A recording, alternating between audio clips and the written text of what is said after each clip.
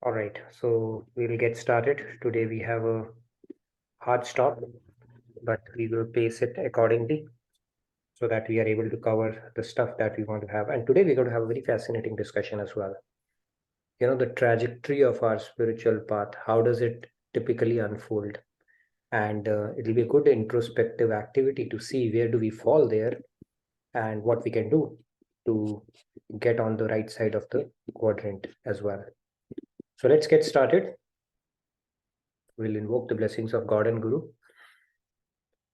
Gurur Brahma, Gurur Vishnu, Guru Devo Maheshwaraha, Guru Sakshat Parabrahma, Tasmai Shri Guruve Namah. Vasudeva Sutam Devam Kamsachanuramardanam Devaki Paramanandam Krishnam Vande Jagadguru Krishnam Vande Jagadguru. Radhe Radhe, morning, good evening, everyone. So let's get started. We will again recite the shloka and then you're welcome to follow along like we always do. Gata sangasya muktasya jnanavasthita chetasaha yajnaya charata karma samagram praviliyate. All right, so who do we have? The very first. I can't unmute her. So, yeah, Radhe Radhe. Radhe Radhe Samyukta, good to see you back. Where have you been all these days? Were you on vacation or something? I am in hospital. Okay, good to see you back. Go ahead. Gata sangasya muktasya jnanavastita chetasah ajnaya charata karma samagram praviliyate. Very nice. Radhe Thank Radhe. you. Radhe Radhe. Who's next? We'll pick up few hands, maybe Radhe 5 Radhe. today. Yeah. Radhe Radhe Nitinji. Radhe Radhe, SSPG. Good to see you. No, I am coming daily. Only thing I am coming late, sir. Go ahead, please. 9:20 like that. Okay, go ahead, please. Gata sangasya muktasya jnanavastita chetasaha yajnaya yacharatah karma samagram praviliyate. Very Radhe nice. Radhe. Thank you, SSPG. Radhe Radhe. Uday Okay, Kumar we ji, can probably Radhe take 2 or 3 more hands. Radhe Radhe. Gata sangasya muktasya jnanavastita chetasah yajnaya acharatah karma samagram praviliyate. Radhe Radhe. Very nice. Thank you. Radhe Radhe. Sandhya, Radhe Radhe. Radhe Radhe. Gat sangasya muktasya jnanavastita chetasah yajnaya charatah karma samagram praviliyate. Very nice. Thank you. Let's take the remaining 2 hands as well. Real quick. Ji, Radhe Radhe. Yeah, Radhe Radhe, thank you. Ji. Gat sangasya muktasya jnanavastita chetasah yajnaya charata karma samagram praviliyate. Very Thank nice. you, Thank Radhe you. Radhe. Last but not the least, Riyaji, please go ahead. Radhe Radhe. Radhe Radhe. Gata sangasya muktasya jnanavastita chetasaha yajnaya charata karma samagram praviliyate. Very nice. Thank you, Riyaji. All right, so let's get started. In this shloka, Lord Krishna is saying that they are released from the bondage of material attachments and their intellect is established in divine knowledge. So they means referring to people, as we have seen, people who rise above the dualities, dualities of life, right? And who perform akarma. Since they perform all actions as sacrifice to God, they are freed from all karmic reactions. So let's get started. So we'll start with our soul soup segment. All right, so what is it there? So let's start with a story today. Okay, you have a father-son duo. So the son always wanted to have his favorite sports car, right? That was his aspiration always, okay? So as he was growing up, he always used to tell that to his dad, and till his dad told him that on your 18th birthday, when you have a driver's license, I will gift you a car. Okay, so this was something that he was looking forward to. Although the guy looks a little older than 18 years, but just assume he's 18 years. Okay, so on his birthday, this is the car he had always dreamed about. So on his birthday, his father comes, he goes to meet his father, and his father offers him Bhagavad Gita. Bhagavad Gita. Right? The son is flabbergasted. You know what? I was looking forward to the thing that I always craved for, and with so much of build up, so much of expectation, I came to you all, and all I get this book from you. Of course, he's not very happy, and he's so frustrated with that he leaves the home. Right? It happens when we ride our anger. Sometimes we are not able to think clearly. Bhagavad Gita itself tells us how that process unfolds. That anger clouds our judgment. So he utters a few words, and he leaves the house. He goes away.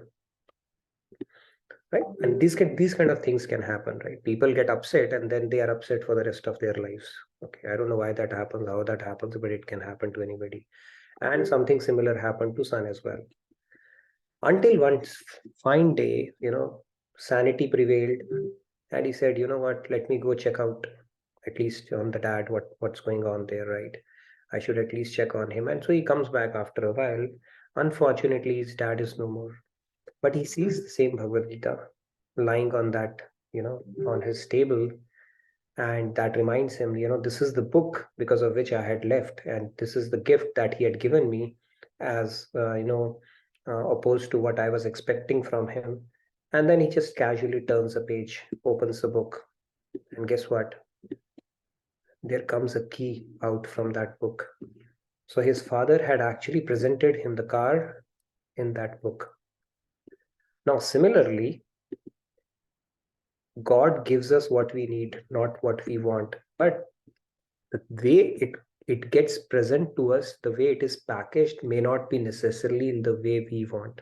So he's giving us what we actually need, but the packaging may be different, right? Miseries and challenges are also a way of packaging something that we truly need. So he got the gift that he wanted, but it was packaged a little differently, right? Which he could not take. So in our life also, God packages a lot of things for us in a manner that is good for us, right? Even if you look at the pill is needed for us, but the pill sometimes is coated with some, sweet stuff and other things which become palatable. So similarly, father probably thought it's time for my boy to learn some deeper concepts of life in addition to getting the gift that he always wanted. That was the intent behind it, but did not go well with him. So similarly, we need to have patience and faith in the fact that our supreme father, like this father, has our best interests in his mind. And he may not give us things packaged in a manner that we would expect, but it is for our good only. Anyway, I found this story pretty fascinating. It's in one of Swamiji's lectures. If you come across, you can relish it as well. So let's move on now to the topic of our discussion. So we are talking. So now, building on this concept, I like this quotation. Someday you will be grateful that God gave you what you needed instead of what you thought you wanted. This is how God gives us things. In fact, the worst thing God can give or do to all of us is to fulfill all of our wishes and desires, because we are on a suicidal mission. We have absolutely no clue what is good for us and what is bad for us. And if he were to grant all of our wishes, then we would be in deep, deep, deep trouble. This is how it's meant to be. Okay. So this is a beautiful one. You can pay some attention to it. If you want a screenshot, take that as well. I asked for strength. When we asked God for strength, God gave me difficulties to make me strong. Okay, these are the ways of God. Then I asked for wisdom. God gave me problems to solve. I asked for prosperity. God gave me brains and brawns to work. I asked for courage. God gave me dangers to overcome. Look at it. This is how God packages things for us. I asked for patience, and God placed me in situations where I was forced to wait. I asked for love. God gave me troubled people to help. I asked for favors. God gave me opportunities. I asked for everything I could enjoy life, so that I could enjoy life. God gave me instead life itself, so that I could enjoy everything. Last but not the least, I received nothing I wanted. I received everything I needed. Okay, this is how the ways of God are. This is how the ways how the divine plan unfolds. Got to have faith and trust in that. Okay. All right. So with that said, let's get into the topic of our discussion today. We don't necessarily get what we want, but we get what we need. And God knows what is needed for us for our spiritual elevation. Like I said the other day, whether we are interested in God or not, He is definitely interested in us. We are one of His key stakeholders. And He has firm faith in us that if one has attained super consciousness, all of us can. And He's not giving up on us, right? We all know that. So He gives us all these opportunities so that we keep on progressing, keep on uplifting ourselves. Yes, Samji?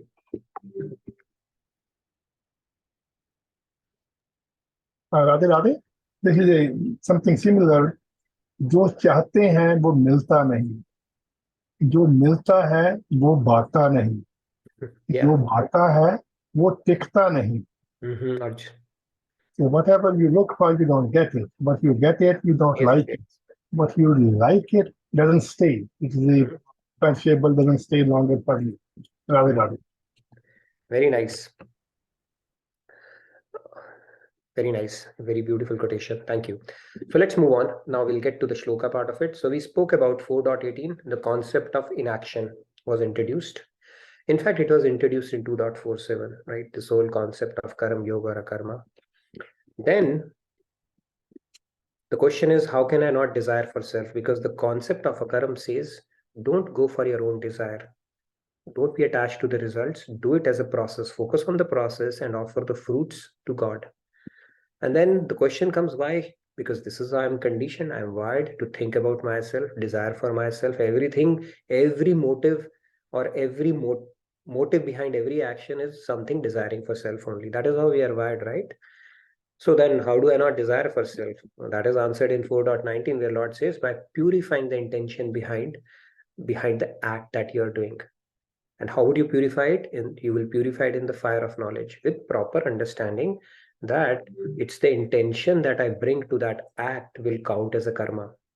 So it could be a binding karma or it could be a non-binding karma. So that is the purifying the intention aspect of it. And the question comes, what happens when we purify our intentions? Then despite engaging in activities, they do not do anything at all. Right? So you're doing acts, but they don't count as karma at that point when you do it with a purified intention. Then the question is, what happens to the actions to the body and senses in that case? Because you're performing actions, intention is at a subtle level. But actual action is through your body, mind, that your body and senses, what happens to that?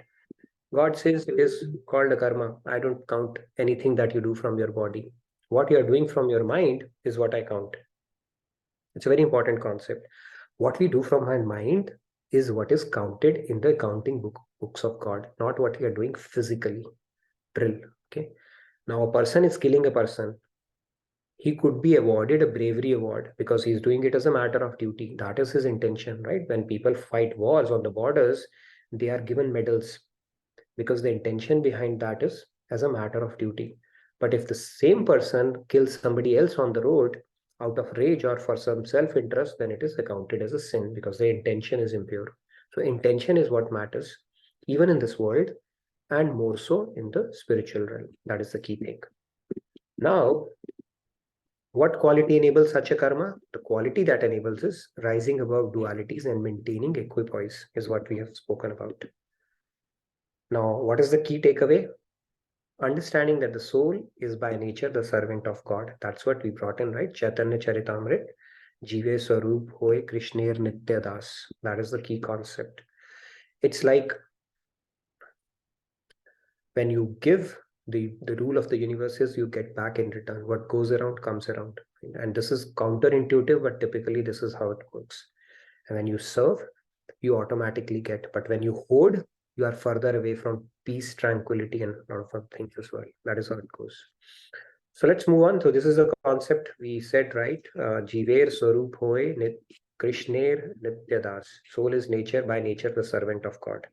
Now, servant may not seem very flattering, right? But it is, God is not like a regular master, right? He takes care of his servant like he loves to serve his servants. When you are actually perfectly aligned to him, this is how the process unfolds. Now, let's move on to this concept. Now, understand the true self. Let's understand what are the things basically. Let's get back into a few fundamentals around it as well, right? Let's understand the true self. Who are we? Right? It's a question that is the very beginning of Bhagavad Gita, where Lord Krishna in Sankhya Yoga starts telling Arjun who is first understand who are you, right? Understand the true self. Are you soul or are you this body? So we are a soul, not this body, right? The body is an outer, it's like getting a rental in every life, made up of mud. This rental we get, and least we can do is live responsibility and take care of this vehicle which is given to us to go from point A to point B or get closer to the goal of life. But we are divine souls inhabiting a body. I have a soul itself is incorrect. I am a soul. I have a body. Right? So this body is not us. And then the bodily relatives and bodily associations, because we consider ourselves as a body, then we start thinking this world, all the logical extensions of our body, we start thinking of them as our eternal relatives. However, they are not, right? Nobody goes. When we looked at Chandrayaan, that spacecraft example we looked at, how the satellite gets launched, every part starts falling off. Similarly, whether it's your friend, whether it's your spouse, whether it's your relatives, everybody will start falling off at different stages once you depart this world, right? They will leave your body, and finally your body also you have to leave, because it turns into ashes. And then the only thing that goes with you is your karmas and whatever work you have done on your mind, because that mind in form of subtle body accompanies our gross body, the soul. So the subtle body and causal bodies are the backpacks of our soul. Gross body is shed here. All the 5 elements that our body is made up of, they are returned back to the 5 elements, right? Akash Tattva, sky, ether goes back to ether when the body is burnt or buried or thrown into sea, right? Similarly, the fire element is returned to its constituent element, and the other 3 elements as well. So first thing is we are a soul. Then the second is understanding our relationship with God, right? Now there are philosophies, I am God or we are part of God. It has to be understood very clearly. We are not God, we are part of God. We are part of God. We are part of his Jiva Shakti. We are not even direct part of God. If we were part of God, every part of God is perfect like God. We are part of his Jiva Shakti, which is Prakashta Shakti. Okay. And because part has to serve the whole, the natural or the constitutional position is already established. Just by being part of something, the part has to serve the whole. Right? Hand is a part of the body, so hand has to serve the body. Right? Similarly, the water vapor, basically every part has to serve the whole. The water vapor or the water droplet is the part of the ocean. Finally, through the water cycle, it gets evaporated, then the condensation happens, precipitation happens, it may result in snowfall or a rainfall, but finally it comes back to the ocean only. And same thing happens, what comes from the soil gets back to the soil, right? So part is always seeking the whole. So second concept is to understand what is our constitutional position with regards to our relationship with God, right? That is what we understood in chapter 2 in Sankhya Yoga. And then serving God with loving devotion. Because we are part of God, we have to serve him. This is the tech, and what is the technology to enable it, right? How do we serve God? How do we love God? All these concepts are there, right? We will talk in more detail. And then realize self-true potential, that is to claim our true inheritance. When we realize our true potential of being a part of God, we have infinite potential, just like God. And then when we realize that, we become purified. Purified means our antakaran is squeaky clean. The vessel is prepared, then God will give us all that we deserve, right? Which is our true inheritance. Basically, our billionaire, trillionaire father will make us billionaire, trillionaire as well by giving us permanent, everlasting bliss and all-knowing knowledge and eternity, right? These three things, Satchid Anand, is what we end up becoming. That will become our Swarup. Now, the spiritual journey from a trajectory standpoint, that is where we're going to spend a little bit of time today. And I want to have a good discussion around it because it's a very important concept. See, we all get into this path. There's, of course, some spark that would have come along the way, right? Maybe in previous lifetimes, or maybe in this lifetime, we don't know that, because of which we got attracted to this path, right? Now, I'll tell you how this process would typically unfold.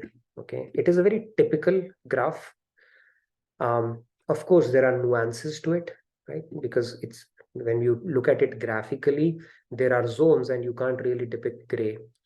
But let's try to understand, visualize it at least at a macro level, how this journey unfolds. And we'll have a bit of a discussion around it, because for us to wake up our soul, we have to consistently and continuously work on it.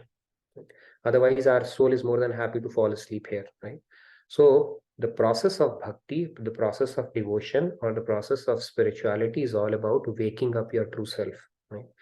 How do we do that, and how does that process typically unfold? Is we are going to spend a little bit of time on this part today before we get into some of the tools and techniques around.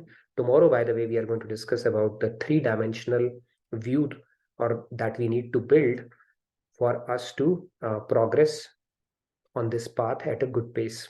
We'll talk about it tomorrow.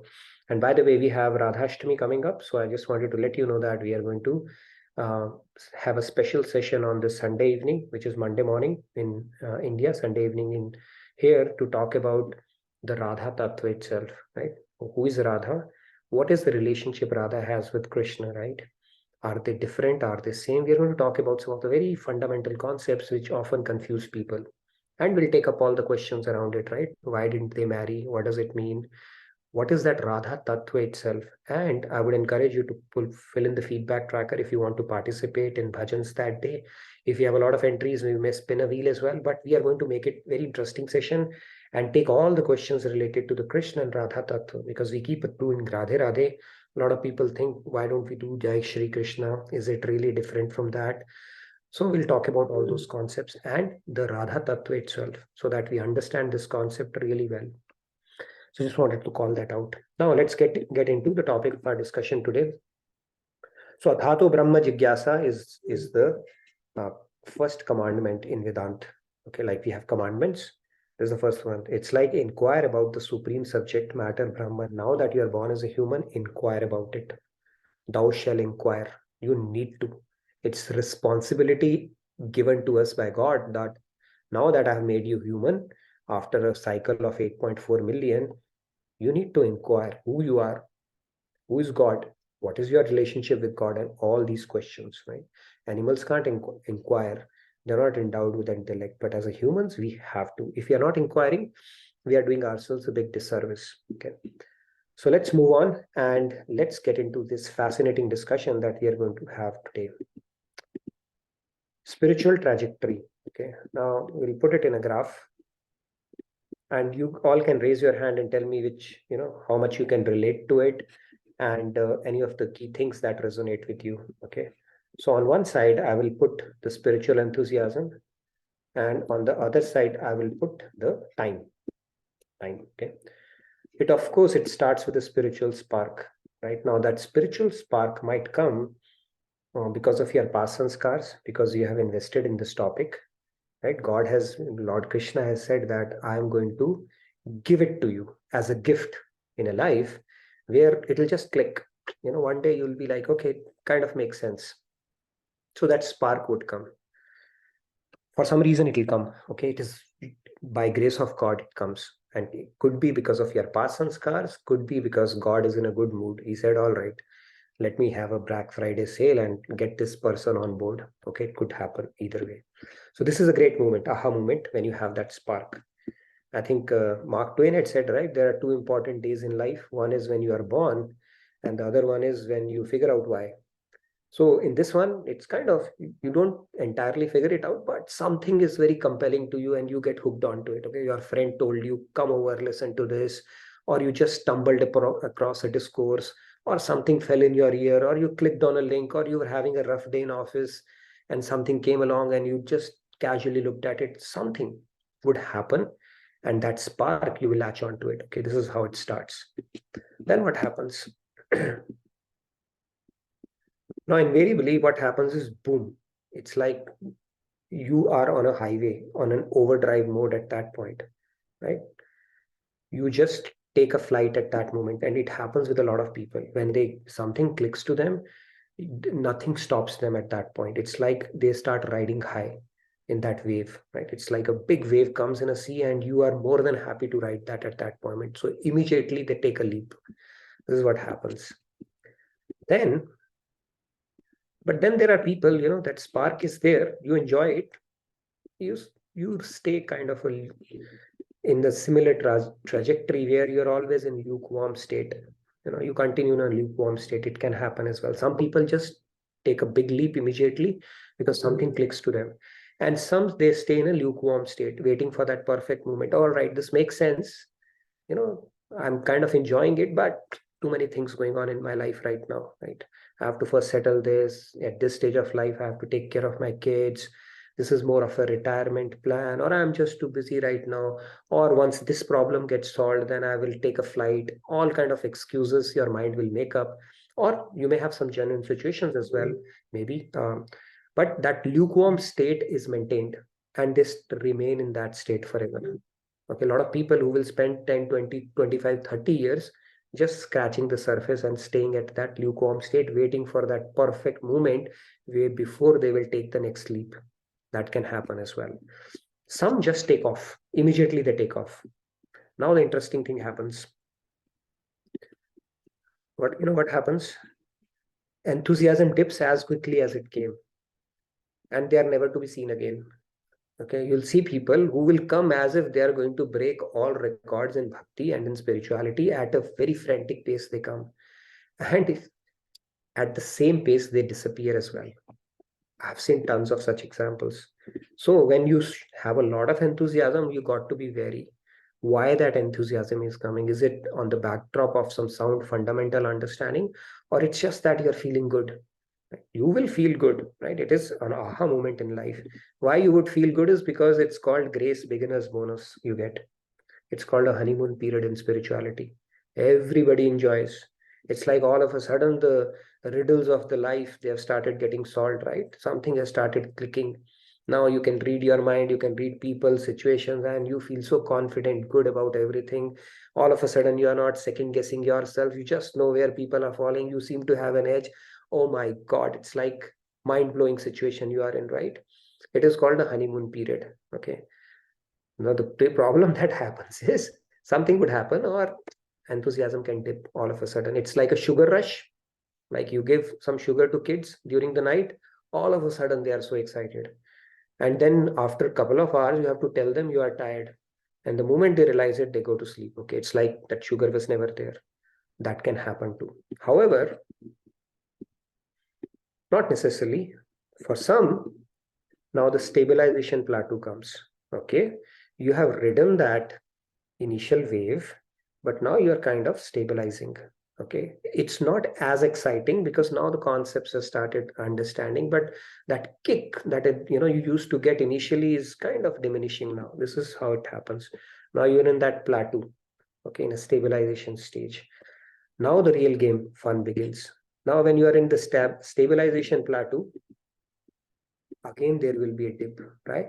Why there would be? Because that novelty is over now. It's like, okay, I keep on hearing this stuff, kind of, I've heard it again, what's a big deal? We are not implementing it, but that novelty bias, that freshness starts going away.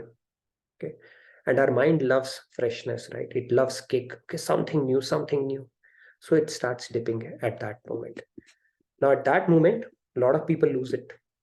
Okay, they can fall into that trajectory of either staying lukewarm for the rest of their life, anything can happen, or completely take a dip. It's like, enough of it, let me try to enjoy some life as well, right?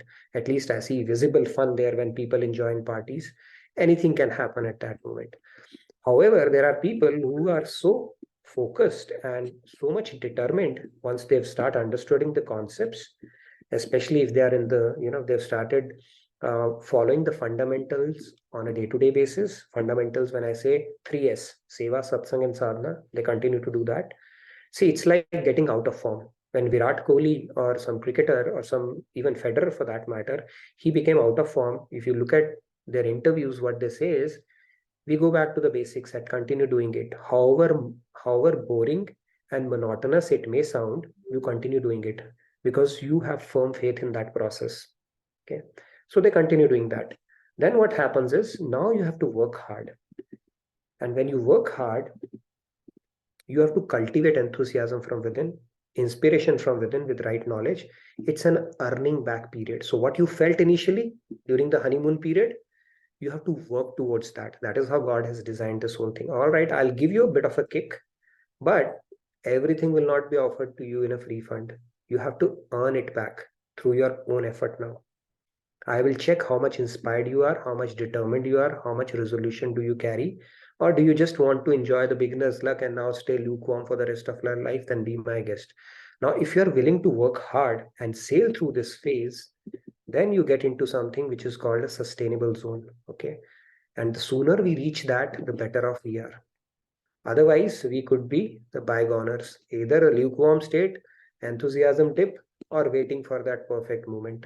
It is never going to happen. So typically, this is how the curve or the trajectory goes of our spiritual journey. You can make a mental note of it and check out which stage do you feel or resonate with, and be aware of the pitfalls that will happen unless you work hard towards it. Some people say, I'm waiting for the inspiration to come back. The counter question will be, what if it doesn't come back? What are you going to do? Are you going to waste away your life, human life? God will say, what a waste. So spiritual maturity and wisdom, like Swamiji says, is in inculcating that inspiration, firing up that inspiration yourself, rather than waiting for it to happen from some outside means, because that may or may not happen. God may test you. You may not have able. What if your bad sanskars continue for a longer period of time? What are you going to do? Are you going to waste away your life? Or are you going to continue to wait for that perfect moment just because stars are not aligning for you? These are some of the questions we have to answer ourselves to stay honest, especially if we are serious about our journey on this path. Okay, with that, I'll take a quick pause and take questions, because it's a pretty fascinating curve. And I'm sure a lot of people can relate to it as well, but I would love to hear from you as well. So I'll take a quick pause now.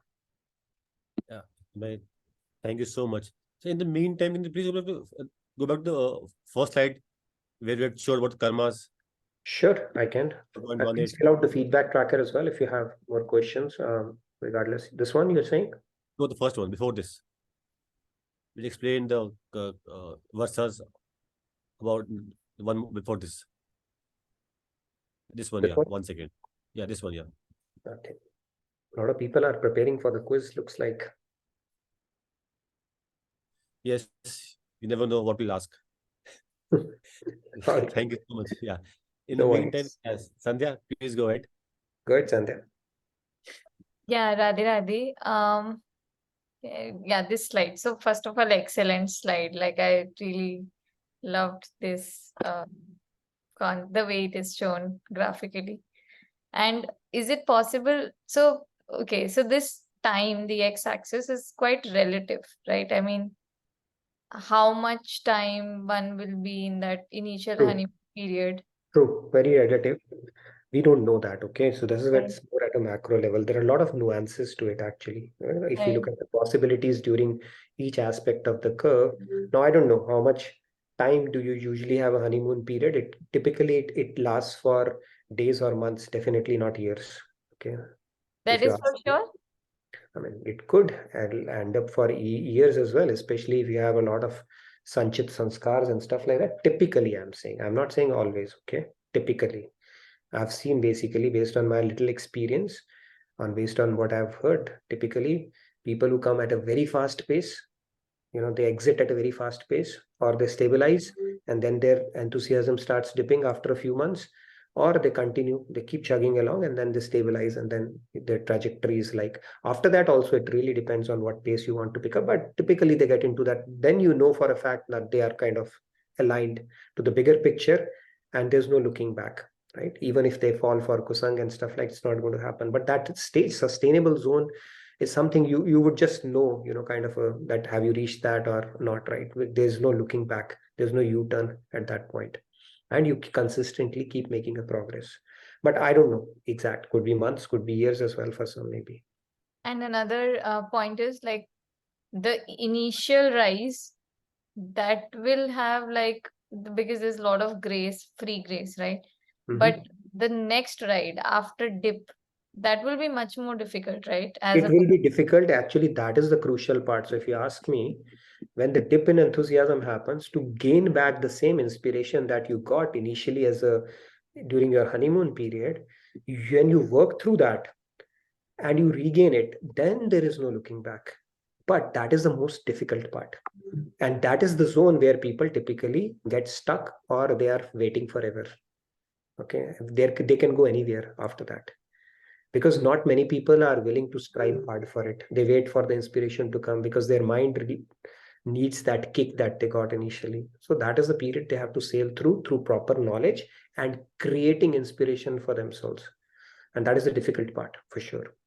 And just one last thing. So we have also been discussing about equanimity, right? And enthusiasm at times, at least at the level of surface, can appear somewhat contradictory to being equanimous. Like if Well, you're super enthusiastic about things. if you're that's fine. See, when God cuts a little bit of slack there, right? He doesn't expect you to be perfect right from day one. So that bliss that you say, basically, that you feel, spiritual bliss, is something that is there always, right? When we talk about equanimity, all these principles are related to the material aspect of it, where you are taking the material success and stuff, like, with a balanced mind. Of course, that euphoric feeling that you're feeling from within when you're doing seva and stuff, that God is providing that bliss, right? That is a pure bliss. Even He's enjoying seated within you. So that is perfectly okay. But you don't basically let that bliss take the forefront and compromise on your seva because of that, right? So that thing a devotee always keeps at the back of their mind. It's not like, now I want to chill out and enjoy, and seva can, that focus is always retained on what they're supposed to do. That never takes a backseat. Yes, Preeti ji. In the meantime, Samji has a question. He says, how does the negative part fill in? How does the negative part fill in? The negative part.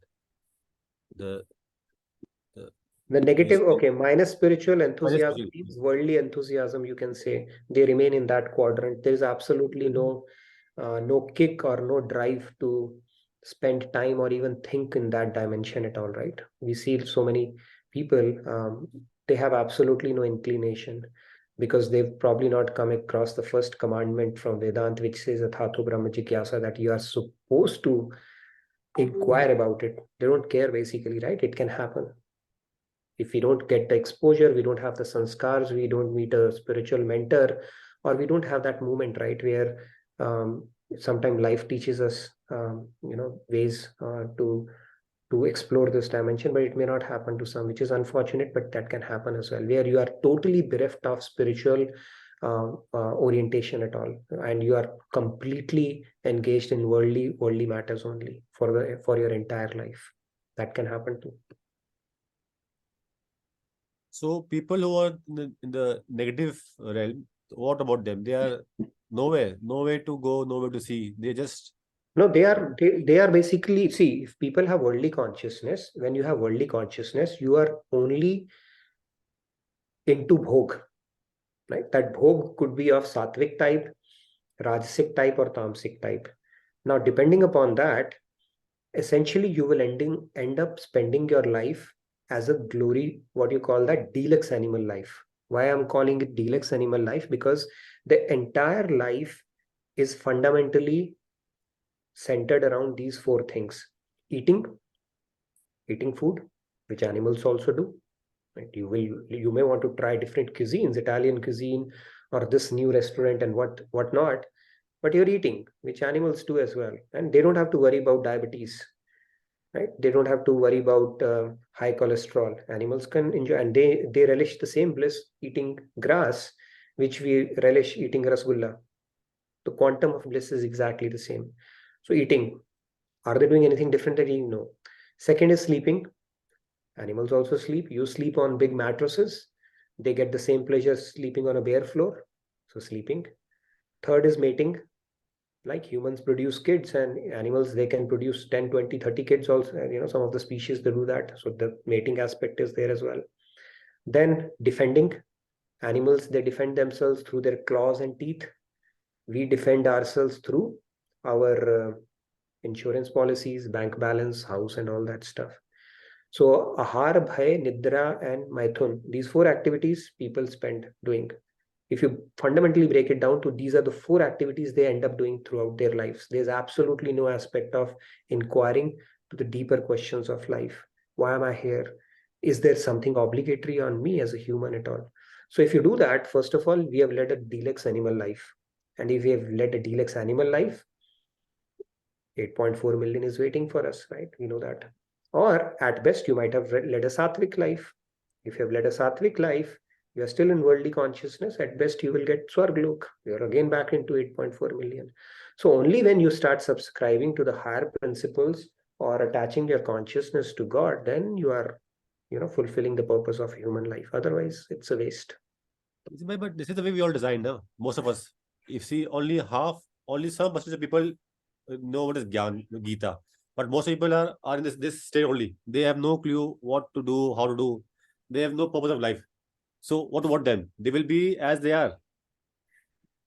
See, Bahu Janmanante, Krishna himself has said, after a lot of births, and Sahastreshu, he has used the term, amongst millions, very few have the spark. Even amongst those, very few actually follow this path. Amongst those millions also, very few actually try to know me. And amongst those millions also, very few get to know me. So this is how it's meant to be. It's not a masses, it's a law of diminishing return. But how many, and then that's how it's meant to be. I mean, that's how it is. You should consider yourself lucky if you have gotten a spiritual spark and you can latch on to it. Not everybody. Out of 7 billion people, how many read Bhagavad Gita on a daily basis? We are one of those fortunate ones. And this is how it's meant to be. Right? So, and we are all on a spiritual trajectory from that sense, right? Even like Buddha, somebody asked Buddha, why are you the way you are? And he told him that 50 lifetimes back, I was like you only. So the point here is, we should make the most of where we are. If we are fortunate enough to have this path, let's not fritter away this opportunity. Let's make the most of it, because whatever spiritual progress we make, it will be given to us on a platter in our next life by Krishna if we don't complete our journey. He will make sure that we carry forward from the point where we left. Our material things will remain here. We cannot take even a single cent to the next life, even though we might be a billionaire. But our spiritual wealth is something that is permitted to be taken to our next life. In fact, God preserves it for us as part of his mercy. Thank you so much. Yeah. Preeti ji, Radhe Radhe. Radhe Radhe, Preeti ji. Radhe Radhe, everyone.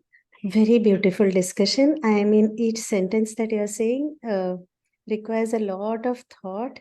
And given that, definitely life is going to improve. Nitinji, I just have a quick question. We have been talking about equanimity.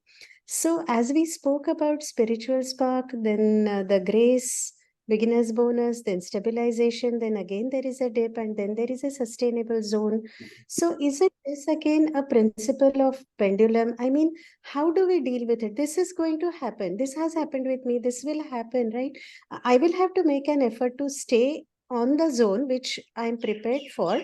But yet, I mean, isn't this again a duality? There is spring and there is autumn, there is day and there is night. It is just we keep one intention in our mind that I have to get back there. Inspiration is not going to come. I have to run after it. I have to go run after it with a stick.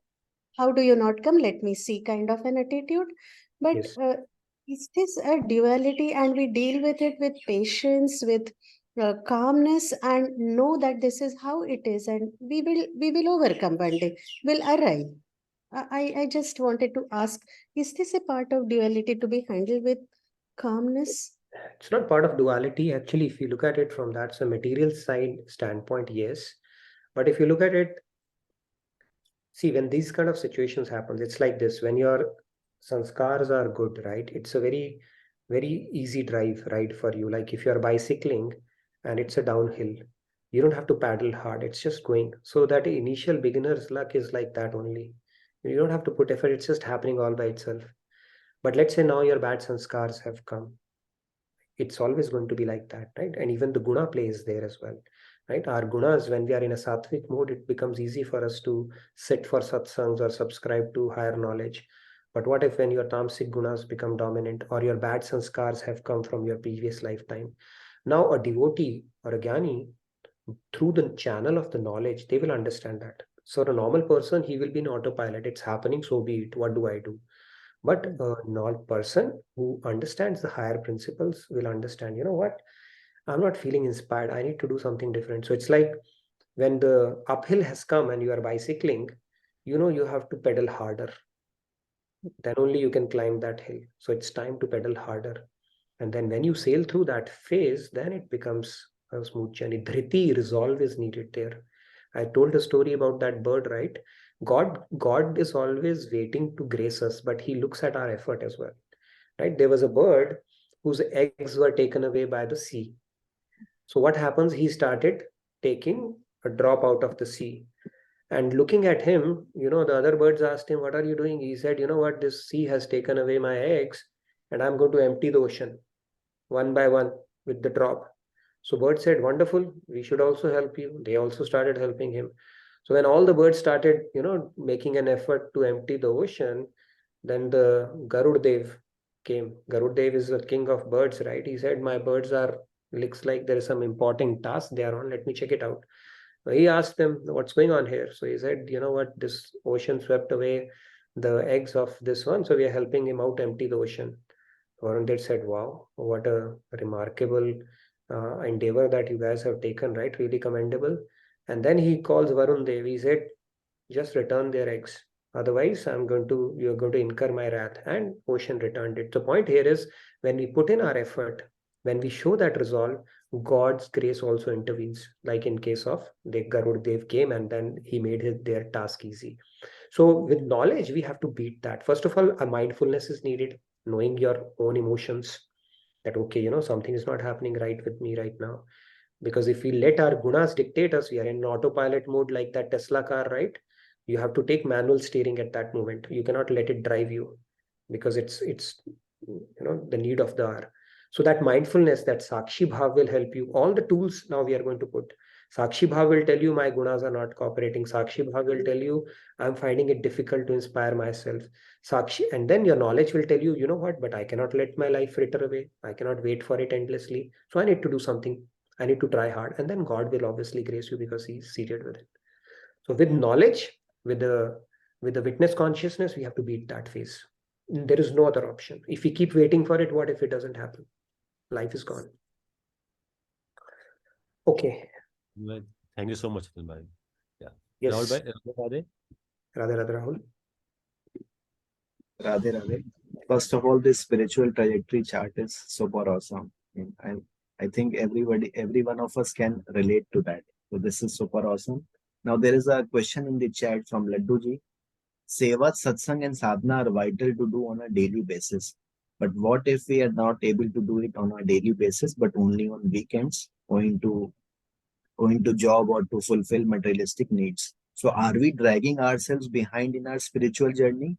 And does this indicate that someone else can leave us behind and progress faster than us who have been doing seva on a daily basis? That is the question. It's a good apprehension, Laddu. So we'll say bye-bye. Okay. We'll see you again then. Okay. So don't worry about that. See, you have the best interest in your mind, right? I think there's a story of Narayan. He's saying that, tell me who's my bigger devotee. And there's a Panditji there. And then there's a cobbler there.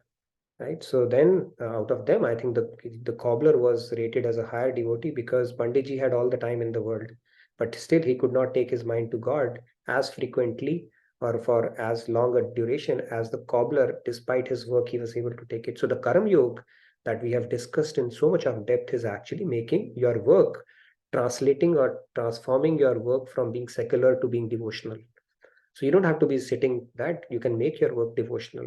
Why you're working for what you're working, that is fine. And whatever time you get, it is the percentage of time that you get matters, not necessarily the quantity, but try your best around it. When there is a will, there is a way, and God starts aligning factors around it as well. But if you practice Karam Yoga, then you're actually doing more sadhana than anybody else, right? Who are just, so don't worry about that aspect, okay?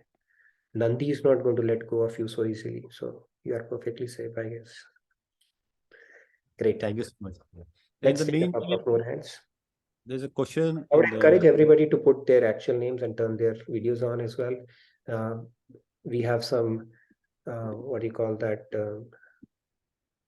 miscreants, I should say, who put things on chat occasionally. But if you are with your name and we know, we can weed that out. But if you get some unwarranted messages, unsolicited messages, please let me know. I may be knowing some of those miscreants, for whatever reason, they may be a bit disruptive here. But if you get that, do let me know on the feedback tracker, and I can let you know who those people could possibly be. So I would encourage you to put your real name, not iPhone or anything, and come on video to keep it simple. That's not me. It was my real name, Sham. So we always assure I will be there. My I real know. name. I know. Thank you I so know. much. I know. In It the can meantime, happen, and it has been happening of late. I I see. know. So I'm Yes. like, okay, we need to tackle it, and we'll tackle Thank it. you. But if you get any messages, just let me know, okay, about that. Sure. Yes, Ajitji. Let's say Sam has raised hand. Go ahead, Sam. In the meantime, there is a question there. What Sure. exactly will be there in dip of enthusiasm? Any example? In the which enthusiasm? Dip of enthusiasm. Dip in Negative. enthusiasm Which will be like you don't example? feel inspired. It's not, you will say, okay, it's something different from how it used to be earlier. So something like that. I used to feel so energetic. Every day a new idea would come. Felt so inspired to do seva, but now it's like, okay, whatever, it's kind of taken a back seat. So your own feeling would tell you that enthusiasm is not as it used to be earlier. Okay, let's hear from Sam. Yeah. Is it Sam, Samji Radhe, or Sam? I can't unmute. I cannot. In the No, okay, meantime, nobody Ajit can Kumarji? unmute. Yes, Okay, Radhe. Ajitji, please go ahead. And by the way, we have Ganesh Chaturthi celebrations going on and a big Diwali event coming up. I wanted to make a quick announcement around that. So this whole planet, this universe, I would say, would not have seen something of such a big scale. And if you don't believe it, just come over and see it for yourself. I And can't come. it's going to be laser show and a lot of big things that are going to happen that even I'm not aware of, but I know it's going to be really, really big this time around because RKT is going to coordinate that for the entire DFW area. So it is going to be really big Diwali event this time around. Check it out. Help us spread the cheer and the love around for the upcoming event. And if you're in around Dallas area, you really don't want to miss out on that. The laser show. I mean, can you believe it? On a starlit, moonlit night, there's going to be a laser show. And once you see the lights, your life will never be the same again. All right. Yes, Ajit ji, And let's DHL export me there. Any idea? Which one? And DHL export me there. DHL? Yes. See, Shyamji, I'll tell you another way. See, this visa thing is becoming too complicated for you. So you need to get some siddhis where you can transport yourself. That's the easiest way. Got it. Got it, right? Siddhis is the shortest way for you right now. But let's talk more about your visa thing, how it's coming along. Ajit Kumarji, Radhe, Radhe. Real quick, we Yes. have a hard stop today, so 4 more minutes maybe. Sam, if you're interested, you can unmute yourself. But if you're interested only in raising your hand, then that's fine too. Yes, Ajitji, please go ahead. Yeah, Radhe Radhe. Actually, there are a lot of questions and queries, observations were there. Since beginning, I joined this session. The first of all, that do we take birth or the birth was given to us? And Birth is secondly, given to us. We don't choose. God puts us in suitable mother's womb based yeah, on. then the family environment, society, country wise, Yes. If you compare India versus US and any other country, Mhm. you will find a lot of people are there spiritual path in India Mhm. in compared to the other country. Mhm. Do you agree or not? So yes, it's And the fourth grace. There are three graces God gives. First is the human birth. Second is meeting a guru. Third is spiritual spark. Fourth is getting a birth in Bharatvarsh. Okay, so yes, it is a privilege. then in the example of child and father, parent, and giving the gift on birthday, there was no role of the guru to make him understand what is the spirituality, and without telling, and he has given in a different package. The gift was given, both the gifts were given, but in different way, and that has not worked well, not gone well. So my question is that even though we know that doing exercise is very much beneficial for us, for our health, and enjoy the life, still you will find lot of people are having procrastination attitude and traits. What's the So question, Ichi? my question is that spiritual path is so difficult to enter into that. It's very, very difficult. Okay. Those who have gone, those who have adopted it, they have gone some experiences, some benefit of the Yeah, family Niti, background. I got your question. We have 2 minutes, Yeah. so we can't spend Radhe, too Radhe. much time. We'll continue this discussion. First of all, Okay. if we are born in certain favorable situations, circumstances, and families, it is only because of God's grace, and it's only because of our past sanskars. Okay, nothing happens by coincidence. Everything is arranged for by God. In fact, in Bhagavad Gita only, when Arjun says, if I'm not able to complete my journey, what happens to me? And Lord Krishna says, I'm going to make sure that you're born in a family situation, circumstance where you continue forward with this journey. So it is very, very it's perfectly arranged by God only. Okay. Having said that, you may have a good start, still not do anything about it, or you may not have a good start and still can make a lot out of it based on how you exercise your free will and the kind of exposure you get throughout your life. But we'll continue on this discussion. It's not that it's everything is given to us, and if somebody has a great start, good situation, circumstances, they only can progress spiritually. All of us have an equal opportunity. We'll talk about it more, but today, Harshi, unfortunately, you're running out of time today, but you can put in your question on the feedback tracker, or we will continue this discussion tomorrow, because it's a pretty fascinating discussion and there are some more layers that we would need to touch upon in tomorrow's concluding discussion on this particular shloka. But thank you, everybody, for your enthusiastic participation and turning in full force. We will continue this discussion tomorrow. Radhe Radhe from my side. You are welcome to stay back for the next session, and good night, good day. I'll see you tomorrow.